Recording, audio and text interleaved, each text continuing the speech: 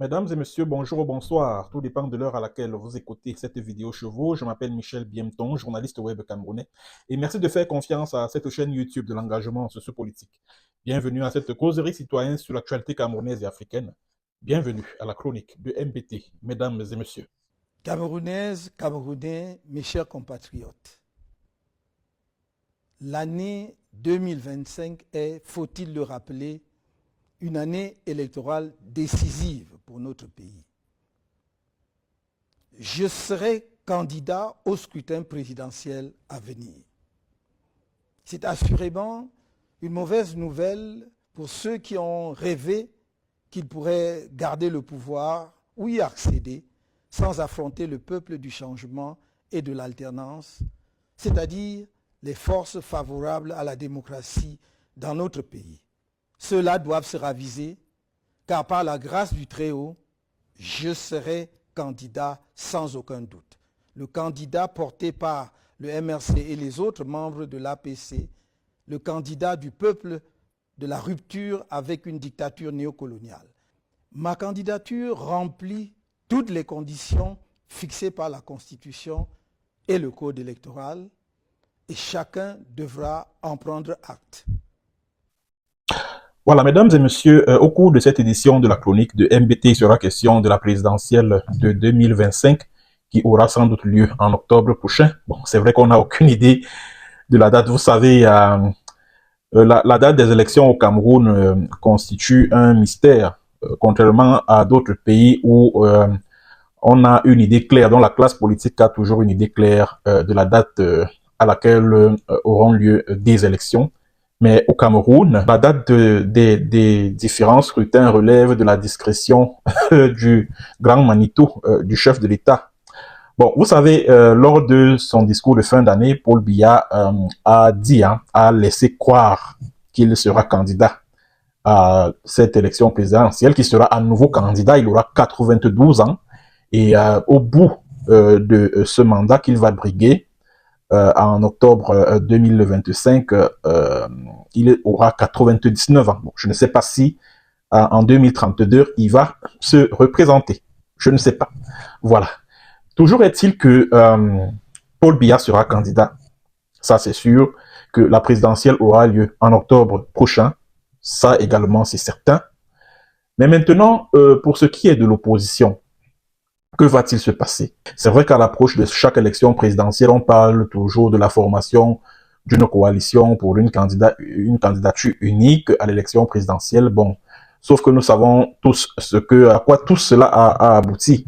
Vous vous souvenez de l'année 2004, où les partis d'opposition avaient formé une coalition en vue de l'érection d'une candidature unique face à Paul Biya, mais on sait comment tout cela s'est achevé. John Frunzi a estimé que c'était lui qui devrait être à la tête de cette coalition plutôt que le feu Adamou Danjoya. Bon, feu ni John Frunzi, puisque les deux sont décédés aujourd'hui, parce que c'est Adamou Danjoya qui avait été choisi pour représenter la coalition des partis d'opposition lors de la présidentielle de 2004. Bon, c'est vrai que par la suite, il y a des agents des services des renseignements généraux qui ont fait fuiter des informations selon lesquelles ni John Frunzi avait reçu des mallettes d'argent dans un hôtel de Yaoundé. Je crois que ça doit être l'hôtel Dioga Palace en vue de casser la coalition de 2004, etc., etc. Bon, je sais pas jusqu'où tout cela est vrai. Et à quelques mois de la présidentielle de 2025, il y a également eu des coalitions qui se sont créées. Pas une seule, mais des coalitions qui se sont créées. Il y a Maurice Kamto et Jean-Michel Ninche, qui est le leader du FCC, un nouveau parti politique qu'il a créé après avoir été éjecté du SDF, du Social Democratic Front, qui a investi sa candidature aux législatives de 2020. Bon, il y a également le fameux ATP, dont l'Alliance pour la transition politique, bon, qui en ce moment connaît quelques petits remous. Certains membres de cette coalition accusent Akeremouna de trahison parce qu'il a annoncé sa candidature pour la présidentielle de 2025, etc., etc. Bon, vous savez, ce que moi je vais dire concernant ces histoires de coalition des partis d'opposition à l'approche de chaque élection présidentielle, c'est que ce sont des des coalitions qui ne sont pas du tout faisables parce qu'il y a plus de 300 partis politiques qui sont enregistrés au niveau du ministère de l'administration territoriale. Et c'est très facile pour le pouvoir en place de financer des candidatures, 3 ou 4 à 5 pseudo-leaders de pseudo-partis d'opposition qui iront affronter cette coalition-là afin de divertir son électorat. C'est très facile. Donc, pour moi, c'est un rêve irréalisable, une coalition des partis d'opposition au Cameroun. Bon, maintenant, parlons des leaders de l'opposition qui pourraient affronter le vieux dictateur camerounais de 92 ans, Paul Biya, aux prochaines élections présidentielles. Nous avons Cabral Libi, qui est en pole position. Bon, c'est vrai que Cabral Libi, en ce moment, fait face à des manœuvres de Atanga Paul Nji, le ministre voyou et desperado du régime de Paul Biya. Atanga Nji est donc en train de manœuvrer pour faire en sorte que la candidature de Cabral Libi ne soit pas retenue. Il y a également Maurice Kamto, dont les chances de candidature à ce scrutin-là sont largement compromises. Pourquoi? Parce que Maurice Kamto et son parti, le MRC, ont boycotté les élections législatives et municipales de 2020. Voilà. Donc, voilà pourquoi il sera très, très, très difficile pour Maurice Kamto de candidater pour cette élection présidentielle. Je dirais même impossible. Parce que, et parlant justement de la candidature de Maurice Kamto, dont nous avons suivi un extrait du discours tout à l'heure, il faut que ses partisans, il faut que ses fans réalisent face à la réalité. Et cette réalité est quoi? C'est que si Maurice Kamto ne coalise pas avec un parti d'opposition ayant investi un candidat, soit pour les dernières législatives, soit pour les dernières municipales, soit pour les dernières régionales, soit pour les dernières sénatoriales, allez, c'est fini. C'est-à-dire que pour sa candidature aura tout le mal du monde à prospérer au niveau d'Elections Cameroun. Et ces partis politiques-là, je vais vous en donner la liste. Pour ce qui est des élections municipales, en dehors du RDPC, vous avez le PCRN de Robert Kona, parce que c'est le PCRN de Robert Kona qui est reconnu au niveau du ministère de l'administration territoriale. Et vous vous souvenez que Atanga Nji avait adressé une correspondance à Elections Cameroun. Correspondance selon laquelle c'est le PCRN de Robert Kona qui est légal et légitime. Donc ça veut dire que si Cabral Libi dépose son dossier de candidature à Elections Cameroun, c'est-à-dire qu'en perspective pour la présidentielle de 2026, cette candidature-là sera rejetée. Parce que Elections Cameroun a déjà reçu des instructions du MINAT que le PCRN qui est légal et légitime, c'est le PCRN de Robert Kona. Et vous savez, vous êtes sans ignorer la proximité que Robert Kona entretient avec le RDPC. Et vous imaginez Robert Kona du PCRN porter la candidature de Maurice Kamto à la présidentielle de 2025, c'est impossible. Nous sommes au niveau des élections, c'est-à-dire que les partis d'opposition qui sont représentés dans les conseils municipaux. Vous avez l'UDC. Bon, il y a la dame là, comment elle s'appelle? Toima Nundam Joya, elle aussi, elle dit qu'elle veut être candidat à l'élection présidentielle de 2025. Vous avez le SDF de Joshua Oshi. Bon, Joshua Oshi, c'est lui qui gagne les marchés, c'est sa société qui fait affréter les avions qui transportent la délégation du président. Donc, quand ce dernier veut se rendre à l'étranger pour une visite privée ou officielle, donc ce sont les avions de Joshua Oshi qui transportent le président. Vous avez le MDR de Feu d'Akoli Daïsala. Maintenant, celui qui est à la tête du MDR là est proche d'Atanga Nji. Et c'est lui que Atanga Nji reconnaît. Vous avez l'UMS de Pierre Kouemo. Mais lui également, je ne vois pas Pierre Kouemo investir comme candidat à l'élection présidentielle de 2025, puisque lui aussi il a des ambitions présidentielles. Et en plus, il faut envisager l'éventualité selon laquelle le pouvoir de Biya peut approcher Pierre Kouemo avec une mallette d'argent afin qu'il se porte candidat juste pour inaugurer les chrysanthèmes. C'est possible. Vous avez le FSNC, le parti de Issa Chiroma. Le parti de Issa Chiroma. Et vous voyez Issa Chiroma accepter que son parti investisse Maurice Kamto comme candidat à l'élection présidentielle de 2025. C'est impossible. Vous avez le MCNC, dans le mouvement citoyen national camerounais, qui est dirigé par un certain Monté Nkobité. Bon, peut-être que c'est sur lui que le MNC compte pour investir Maurice Kamto pour la présidentielle de 2025. Mais je le répète encore, vous connaissez très bien comment le régime des BIA fonctionne. Il suffit qu'on donne de l'argent à le leader de ce parti-là. Lui aussi va se venir là dire que oh, vraiment, parce que vous savez, la présidentielle, c'est une occasion pour certains leaders politiques de se faire du pognon, de se faire de l'argent. Hein? Donc vous pensez que si attends, je prends même 50 millions là, il donne au leader du MCNC là, il ne va pas prendre. Bon, pour qu'il présente, pour qu'il se porte candidat à l'élection présidentielle de 2000, vous pensez qu'il ne va pas prendre? Il va prendre. Voilà. Et vous avez enfin l'UNDP qui est dirigé par qui? Bello Bouba Bangari. Bon, vous voyez l'UNDP investir la candidature de porter la candidature de Maurice Kamto à l'élection présidentielle. Impossible. Ça, c'est pour les partis d'opposition qui sont représentés dans les conseils régionaux. Bon, dans les conseils municipaux, maintenant, au sein des conseils régionaux, il n'y a que, en dehors du RDPC, il y a l'UNDP, le FSNC de Issa Chiroma Bakari et puis l'UDC de Thomas Inunda Mjoya. Les gars, maintenant, au niveau de l'Assemblée nationale, vous avez le PCRN de Kabalibi, l'UNDP de Belobo Bamagari, vous avez le SDF de Joshua Oshi, vous avez l'UDC de Thomas Inunda Mjoya, vous avez le FSNC de Issa Chiroma Bakari, vous avez le MDR de Paulin Djorwe, et vous savez la proximité de Paulin Djorwe avec Atanganji. Atanganji estime que c'est lui qui est le leader légal et légitime de ce parti-là. Bon, vous avez l'UMS de Pierre Kouemo. Voilà. Voilà. Maintenant, au niveau des sénatoriales, vous avez l'ANDP d'Amadou Mustafa, dont la proximité avec le palais présidentiel d'Etoudi n'est plus à démontrer. Vous avez le FSNC d'Issa Chiroma, vous avez l'UPC de Robert Bapor, vous avez le SDF de l'UNDP et le MDR. Et les sénateurs de ces partis-là ont été nommés par Paul Biya. Parce que selon la Constitution, sur les 100 sénateurs, 70 sont élus et 30 sont nommés par décret présidentiel.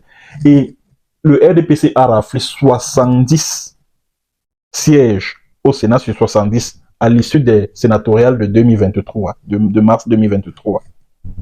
Donc, mes chers amis, mes chers frères du MRC, parce que vous êtes toujours que chaque fois qu'on vous parle, chaque fois qu'on vous donne des conseils, chaque fois qu'on vous dit que oh, c'est comme ci, c'est comme ça, vous estimez que non, vraiment, oh, tu es un pion du régime, tu es un agent des renseignements généraux, ouais, tu joues à un double jeu, ouais, vraiment, tu es vendu au régime des BIA, etc., etc. Chaque fois qu'on vous dit la vérité au regard des réalités du terrain, vous dites non, Maurice Kamto, c'est un éminent juriste. Vraiment, quand il dit qu'il est prêt pour la présidentielle, c'est qu'il sait sur quoi il compte. Il sait sur quoi, il compte sur quoi. On vous a dit que des institutions telles que le ELECAM ou le Conseil constitutionnel, ils sont là pour interpréter le droit, ils sont là pour faire dans de la science juridique. Non, ils sont là pour appliquer la loi. Ils sont là pour appliquer la loi. Parce que je vois les commentaires de certains d'entre vous là sur Facebook, sur les réseaux sociaux. Wow, vraiment, oh, cette histoire des articles 121 du code électoral là, c'est en contradiction avec la Constitution. La Constitution ne reconnaît pas de mandat impératif. Donc, vous dites ça. Vous dites ça parce que vous comptez sur le soutien de Jean-Michel Ninchu, qui est à l'Assemblée nationale. Donc, le MRC va aller présenter la candidature, va aller déposer son dossier de candidature pour la présidentielle de 2025 sur la base on va dire quoi, du mandat en tant que député de Jean-Michel Ninchu. Jean-Michel Ninchu a été investi, pas par son nouveau parti, là, le FCC, mais par le STF. Et quand vous dites que oui, selon la Constitution, le mandat impératif est nul, non! Le code électoral, selon l'esprit du code électoral, on parle de partis ayant, c'est-à-dire que de candidats ayant été investis. par un parti politique, je pense que c'est l'alinéa 1. Est-ce que Jean-Michel Ninche a été investi par son FCC là? Non, il a été investi par le SDF. Donc ça veut dire que si présentement, je sais pas, les cinq députés du SDF sont empêchés et qu'il faille organiser des élections partielles dans les circonscriptions où ils ont été élus, c'est le SDF qui va investir d'autres candidats, c'est pas le MRC, c'est pas le FCC. C'est ça l'esprit du code électoral. Parce que quand on vous dit ça, vous dites, ouais, ah vraiment, Maurice Kamto, c'est le pape du droit, quand il dit qu'il est prêt, c'est qui, c'est sur quoi il compte. Non. Les Camerounais plus conséquents, ils sont là pour appliquer la loi. Si Maurice Kamto se rend à Elections Cameroun à quelques semaines de la présidentielle, il dépose son dossier de candidature. Elections va seulement regarder, bon, est-ce qu'ils ont des élus au Parlement, au conseil régional, au conseil municipal? Non, c'est-à-dire que Elections Cameroun va remonter au résultat des derniers scrutins sénatorial, législatif, municipal et puis régional. Et il va rendre la décision de rejet de la candidature. Parce que la loi n'aura pas respecté la loi. L'article, je crois, 121 du code pénal, du code électoral, je veux dire, qui est clair que le candidat qui est investi par un parti non représenté, que ce soit à l'Assemblée nationale, au Sénat, au conseil régional ou au conseil municipal, remplit les mêmes conditions que les candidats indépendants, à savoir rassembler 300 signatures à raison de 30 signatures par région. Mais même là-bas, est-ce que Maurice Kamto est capable de rassembler les 300 signatures-là? Non, puisque ceux qui sont censés lui accorder ces signatures-là, ce sont pour la plupart soit des militants du RDPC, soit des hommes politiques, des élus inféodés au RDPC. Et en plus de cela, on parle des chefs traditionnels de haut, c'est de combien de degrés et tout ça là. On connaît tous la proximité des chefs traditionnels avec le pouvoir en place. Donc même là-bas, là, c'est mort. Et je vous ai cité, je vous ai donné la liste des partis politiques avec lesquels Kamto devrait signer un accord en vue de voir sa candidature prospérer. Je vous ai énuméré ces partis politiques ici. Et parmi tous ces partis politiques-là, je ne vois que deux qui pourraient essayer. Il y a le MCNC et puis l'UMS de Pierre Kouemo, sont les deux seuls partis où on est sûr que vraiment, ils peuvent, quand on peut les approcher, ils acceptent de porter sa candidature pour la présidentielle de 2025. Mais connaissant comment le régime des BIA fonctionne, attends, je vais les contacter, oui. Il va leur donner à chacun là 50 millions. Il donne 50 millions au leader du MCNC là. Il donne à Kouemo 100 millions. Allez, il décide de se porter candidat à l'élection présidentielle juste pour jouer les figurants là et tout. Et puis basta, c'est terminé. C'est fini. C'est fini. Quand Maurice Kamto dit qu'il sera candidat, il compte sur quoi? Il compte sur quoi? Donc, il pense que au Conseil constitutionnel ou alors à Elections Cameroun, on est là pour faire, je sais pas moi, on est là pour interpréter la loi ou pour faire des cours de sciences juridiques. Non, non, il se trompe. Maurice Kamto se trompe. Il se trompe. Et je vais vous dire un truc. Maurice Kamto aurait remporté la présidentielle de 2025 là. S'il n'avait pas boycotté les législatives de 2020, il aurait remporté ces élections présidentielles. Je vous surprends en vous le disant. Vous savez pourquoi? En ce moment où je vous parle, au sein du camp présidentiel, il y en a qui ne veulent plus de Paul Biya. Il y en a qui en ont marre de Paul Biya. Ils ne veulent plus entendre parler de lui. Ils ne veulent même plus entendre parler de sa candidature aux élections présidentielles. Remarquez, les années antérieures, à l'approche des élections présidentielles, on voyait l'effervescence, oui, l'appel du peuple, appel à la candidature de Paul Biya, oui, l'appel de l'intelligentsia des universités, l'appel de tel, l'appel de tel. Est-ce que vous voyez encore cette effervescence-là? Parce que les Camerounais sont fatigués. Les Camerounais en ont marre. Les Camerounais veulent voir autre chose. Les Camerounais ont besoin de quelque chose de neuf, de quelque chose de nouveau. Ils ne veulent plus, y compris au sein du RDPC, au sein du parti présidentiel. Les gens sont fatigués. Les gens sont fatigués. Maintenant, alors, pour sanctionner donc Paul Biya, pour sanctionner son obstination à se porter candidat, les mécontents au sein du camp présidentiel auraient basculé du côté de Maurice Kamto. Et Maurice Kamto aurait gagné cette présidentielle de telle sorte qu'il serait difficile pour l'élection Cameroun ou pour le Conseil constitutionnel de manipuler les chiffres en faveur de Paul Biya. Ça aurait été très difficile parce que même au sein du camp de Paul Biya, c'est-à-dire que même au sein de son camp, il y en a qui ne veulent plus de lui. Déjà qu'en 2018, les gens étaient déjà fatigués de Paul Biya, ils n'en voulaient plus. Quand Paul Biya avait annoncé sa candidature sur Twitter à quelques semaines de la présidentielle, les gens étaient déçus. Au sein de son camp, il y avait beaucoup de personnes qui étaient dessus. Mais je puis vous dire que cette fois-ci, si Maurice Kamto n'avait pas commis l'erreur de boycotter la présidentielle 2000, il remporterait la présidentielle de 2025 là. S'il n'avait pas commis l'erreur de boycotter les législatives et municipales de 2025, il les aurait remportées. Et maintenant, le pouvoir allait chercher à manipuler, corrompre les chiffres, et là, un conflit allait éclater et les puissances occidentales allaient entrer en jeu pour dire que non, c'est Maurice Kamto qui a gagné les élections, c'est lui que nous on reconnaît comme étant le président légitime. Ah oui, c'est comme ça. Mais il a boycotté la présidentielle. Il a donc ainsi laissé le boulevard au RDPC qui a remporté, qui a raflé le maximum de sièges au Parlement, le maximum de sièges dans les conseils municipaux et le maximum de sièges dans les conseils régionaux. C'était une erreur grave. Et quand tu dis ça, ces partisans tombent sur toi, ils te dénigrent, ils te traitent de tous les noms d'oiseaux, ils disent comment tu es un vendu au régime des Biya, comment tu es ceci, alors que tu leur dis la vérité. Alors que c'est la vérité, c'est la réalité. Ça saute à l'œil nu. Ça saute à l'œil nu. Et je les entends parler de la jurisprudence Paul Aya Abine, que Paul Aya Abine a été candidat sans avoir des élus, après avoir démissionné du RDPC.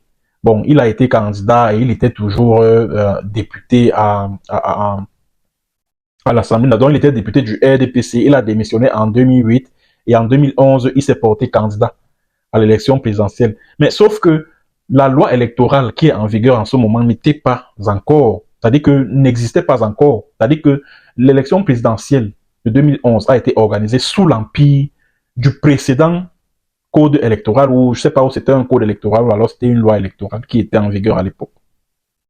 Et c'est l'erreur qu'ils sont en train de commettre. Et quand Elections Cameroun va rejeter leur candidature, ils vont venir crier à l'injustice. Pourtant, pourtant, il ne s'agira ni plus ni moins que de l'erreur commise en 2020 là, qui les rattraperait. L'erreur d'avoir boycotté les législatives et municipales de 2020.